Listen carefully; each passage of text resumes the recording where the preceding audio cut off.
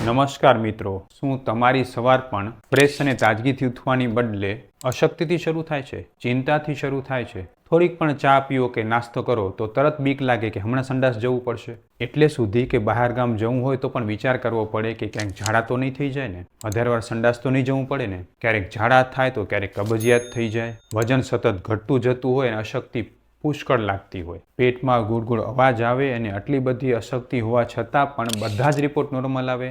સૌથી અગત્યની વાત તો એવી કે એન્ડોસ્કોપી કરાવો, કોલોનોસ્કોપી કરાવો, સોનોગ્રાફી કરાવો, બધા જ રિપોર્ટ નોર્મલ આવે પણ છતાં અશક્તિ જાય નહીં, પેટની સમસ્યા સોલ્વ થાય નહીં અને ખાધેલો ખોરાક શરીરમાં લાગે નહીં, કોઈ પણ ખોરાક શક્તિ ના આપી શકે અને બધું જ નોર્મલ આવે એટલે ડૉક્ટર એમ કહે કે તમને આઈબીએસ છે, તમે મગજમાં વહેમ રાખો છો. જો આ સમસ્યા તમને પણ હોય તો આજનો આ વિડીયો તમારા માટે ખાસ ઉપયોગી છે. આજના વિડીયોમાં આપણે જોશું મોડર્ન મેડિકલ સાયન્સ અનુસાર આઈબીએસ, જેને આયુર્વેદમાં ગ્રહણી કહેવામાં આવે છે, એમાં આપણે શું કરી શકીએ અને ખરેખર એમાં લક્ષણો કયા કયા હોય છે. નમસ્કાર મિત્રો, વિડીયોમાં આગળ વધતાથી પહેલાં મારી આપણે નમ્ર વિનંતી છે કે આપ કોઈ પણ રોગથી પરેશાન હો અને એમાં વિચારતા હો કે મને આયુર્વેદ દવા લાગુ પડશે કે નહીં પડે, તો મારી આ યુટ્યુબ ચેનલ, ફેસબુક, ઇન્સ્ટાગ્રામ પેજના બધા જ વિડીયોને શાંતિથી જુઓ. તમને એવા હજારો દર્દીના વિડીયો મળશે કે જે લોકો આયુર્વેદથી સાજા થયેલા છે. તમારો આત્મવિશ્વાસ ખૂબ જ વધશે અને તમે કોઈ પણ રોગ માટે આયુર્વેદ સારવાર કરવા માંગતા હો તો અમારો સંપર્ક કરી શકો છો. અમે રૂબરૂ ગાંધીધામ અને ઓનલાઈન બંને રીતે દવા કરતા હોઈએ છીએ. નમસ્કાર મિત્રો, હું છું doctor Vishal Pandya, MD Ayurveda physician, Panchakarma specialist, Sanjivani Ayurveda hospital, Gandhidham, કચ્છથી. સૌથી પહેલાં તો આઈબીએસના પેશન્ટની એક ખાસ વ્યથાને સમજીએ. પેશન્ટને પાચન થતું ન હોય, તબિયત દિવસો દિવસે કથળતી જતી હોય, વજન ઘટતું જતું, અશક્તિ વધતી જતી હોય, પણ રિપોર્ટ બધા નોર્મલ આવે. આવું કેમ? દરેક પેશન્ટને આ પ્રશ્ન હોય કે સાહેબ રિપોર્ટ તો નોર્મલ આવે છે, શું પ્રોબ્લેમ હશે? ડૉક્ટર એમ કહે છે તમને વહેમ છે. પણ મિત્રો યાદ રાખો, મોડર્ન મેડિકલ સાયન્સના દરેક પ્રકારના રિપોર્ટ માત્ર ને માત્ર તમારા ઓર્ગન્સ નોર્મલ છે કે નહીં એ જ જાણી શકે છે. તમારા શરીરમાં સોજો, કેન્સરની ગાંઠ કે પછી જે છે ચાંદા છે કે નહીં એ જ જોઈ શકે છે. પણ આ રિપોર્ટ તમારા આંતરડા સારી રીતે કાર્ય કરી શકે છે કે નહીં એ જોઈ શકતા નથી. તમારા આંતરડાનું ફંક્શન નોર્મલ છે કે નહીં એ જાણવા માટે કોઈ જ રિપોર્ટ નથી. આયુર્વેદ આના ઉપર ફોકસ કરે છે. રિપોર્ટ ભલે નોર્મલ હોય પણ શું તમને ખોરાક પચે છે? તમારા આંતરડામાં રહેલો જઠરાગ્નિ તમારા ખોરાકને બરોબર પચાવી શકે છે? અને પચાવ્યા પછી શરીરમાં એનું અબ્સોર્પ્શન એટલે કે શોષણ કરીને તમારા શરીરને શક્તિ આપી શકે છે? આયુર્વેદનું પૂરું ફોકસ આ વિજ્ઞાન ઉપર છે, તમારા આંતરડાની ક્રિયા ઉપર. એ પછી ભલે એકદમ નોર્મલ દેખાતા હોય પણ એની ક્રિયા બરોબર છે કે નહીં એ જાણવી ખાસ જરૂરી છે, જે આયુર્વેદ સિવાય કોઈ પણ વિજ્ઞાન જાણી શકતું નથી. જ્યારે આપણી જઠરાગ્નિ મંદ પડે છે મિત્રો,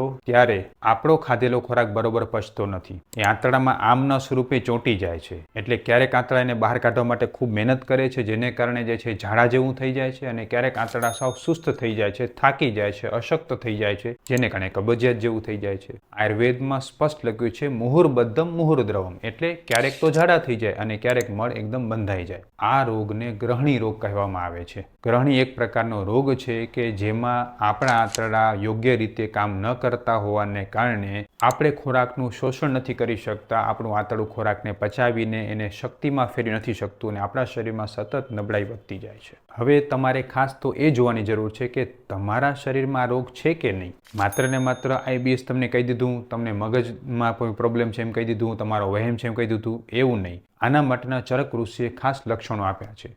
એમાં સૌથી પહેલું લક્ષણ મેં તમને કહ્યું કે મુહુર્બદ્ધમ મુહુર્દ્રવમ, એટલે કે ક્યારેક જે છે એ ઢીલો અને ચિકાશવાળો મળ આવે અને ક્યારેક મળ બંધાઈ જાય, કઠણ આવે, કબજિયાત થઈ જાય. બીજું છે જમ્યા પછી તરત જ સંડાસ માટે જવું પડે.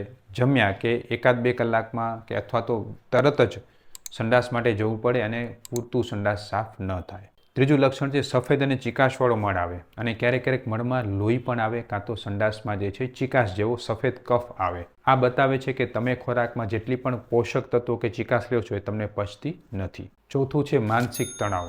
મિત્રો ખાસ આ પ્રકારના આઈબીએસના પેશન્ટ હંમેશા ચિંતા અને વ્યગ્રતામાં જ રહેતા હોય છે. આખો દિવસ બેચેની લે, થાક લાગે, જાણે દિવેલ પીધેલા હોય મોઢું થઈ ગયું હોય, અને આખો દિવસ આળસ અને થાકમાં જ પસાર થાય અને એને કારણે એનું માનસિક તાણ અનુભવાય. ચિંતા, બેચેની, ગભરાટ આ બધું એમાં ખાસ અનુભવવામાં આવે. એનું કારણ એ નથી કે તમને કોઈ માનસિક રોગ છે. આપણા આંતરડાને આપણા મગજ સાથે સ્પષ્ટ સંબંધ છે. જેનું આંતરડું સાજું એનું મગજ સાજું. અને મિત્રો આ રોગ ન મટવાનું સૌથી મેઇન કારણ છે તમારી ખોરાકની અમુક ભૂલ જે તમે વારે વારે કરો છો. આજે પહેલાં તો હું તમને એ ભૂલો વિશે માર્ગદર્શન આપીશ. સૌથી પહેલી ભૂલ એ છે કે જ્યારે આપણું વજન ઘટવા માંડે ને એટલે આપણે એમ વિચારીએ છીએ કે આપણે બધું પૌષ્ટિક ખાવું જોઈએ. દૂધની બનાવટો, પનીર, આ બધી વસ્તુ આપણે વધારે ખાવા માંડીએ છીએ. અને પછી થાય શું છે, દૂધ એ આયુર્વેદમાં ગ્રહણી રોગવાળા માટે ઝેર સમાન ગણ્યું છે. જેવું આપણે દૂધ પીવાનું શરૂ કરીએ એટલે તરત જ પાચન વધારે બગડે છે. જેટલું પૌષ્ટિક વધારે ખાય છે એટલું વધારે નબળાઈ આવતી જાય છે. એટલે આપણે ટેન્શનમાં આવી છે કે યાર આટલું બધું પૌષ્ટિક ખાઉં છું તોય કેમ નબળાઈ આવતી જાય છે. એનું કારણ છે આપણે દૂધનો ઉપયોગ કરીએ છીએ.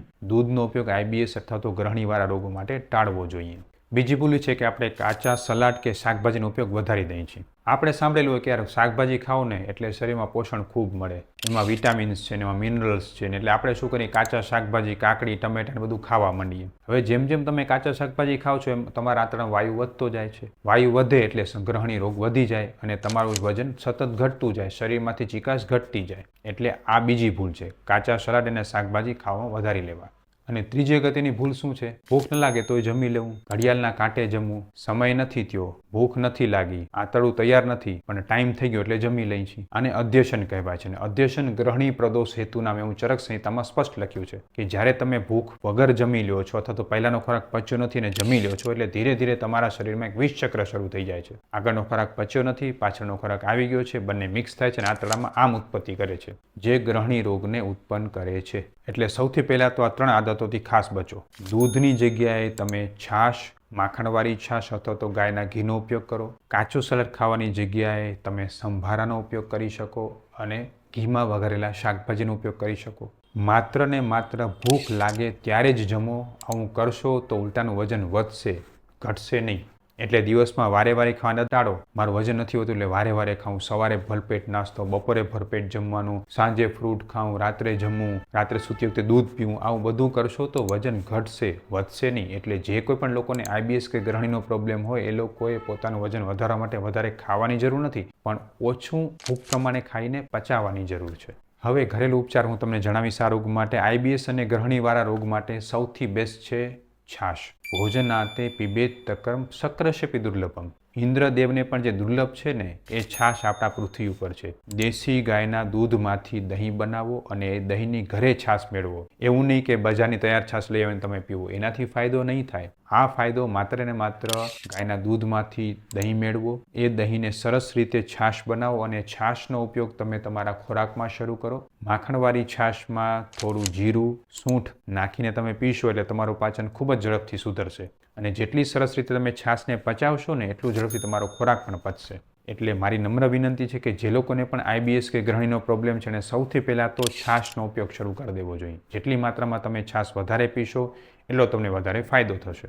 કારણ કે છાશ છે ગ્રાહી છે, એટલે કે મળને બાંધનારી છે, પાચનને સુધારનારી છે, અગ્નિ પ્રદીપ્ત કરનારી છે અને સ્ત્રોતસનું શોધન કરે છે. જે પણ તમારા આંતરડા લાંબા સમયથી મળની ચિકાસ જમવાને કારણે સોજા આવી ગઈ હોવાને કારણે હેરાન થઈ ગયેલા છે, એમાં સોજા આવી ગયા છે અને બધાને છાશ મદદરૂપ થાય છે. પણ છાશ ખાટી ન હોવી જોઈએ, વાસી ન હોવી જોઈએ, તરત તાજી બનેલી હોવી જોઈએ. તાજા મોડા દહીંમાંથી બનાવેલી તરત છાશનો ઉપયોગ કરશો તો તમને ખૂબ સરસ ફાયદો થશે.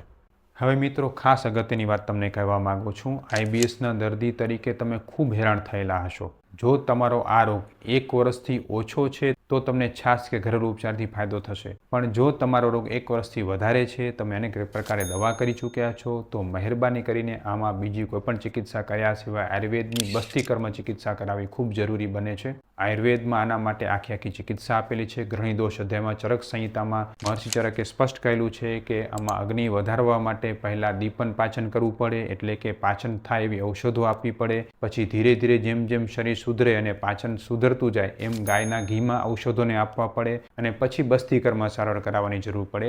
આ રીતે જ્યાં સુધી આપણે નથી કરતા ત્યાં સુધી આઈબીએસ ગ્રહણીનો પ્રોબ્લેમ સોલ્વ થઈ શકતો નથી. એટલે જો તમે લાંબા સમયથી આ રોગથી પરેશાન હો તો તમે અમારો સંપર્ક પણ કરી શકો છો. અમે ઓનલાઈન અને ઓફલાઈન બંને રીતે દવા કરીએ છીએ અને આઈબીએસમાં તમે મારા અનેક વિડીયો જોયા હશે અને પેશન્ટને ખૂબ સરસ ફાયદો થતો હોય છે. એટલે મિત્રો, આઈબીએસ કોઈ માનસિક રોગ નથી, જીવનભરની કોઈ સજા નથી. આયુર્વેદની દીપન પાચન ઔષધો, ગાયના ઘી અને બસ્તી સારવારથી 100% મટી જતો વ્યાધિ છે. એટલે જો આવા કોઈ પણ પ્રકારના લક્ષણો તમને પ્રોબ્લેમ હોય તો સ્ક્રીન પર આપેલા નંબર ઉપર તમે કોલ કરી શકો છો, વોટ્સએપ કરી શકો છો અને તમારા માટે જરૂરી માહિતી મેળવી શકો છો. મિત્રો, મારો આ વિડીયો તમારી જાણમાં જેટલા પણ દર્દી IBSથી હેરાન થતા હોય એને ખાસ મોકલજો. અનેક લોકોને ફાયદો થશે અને તમને આંગળી ચીંધવાનું પુણ્ય જરૂર મળશે. ખૂબ ખૂબ ધન્યવાદ. તમારા સ્વાસ્થ્યની જવાબદારી અમારા ઉપર છે. જય શ્રી કૃષ્ણ, જય આયુર્વેદ. સ્વસ્થ રહો, મસ્ત રહો. નમસ્તે.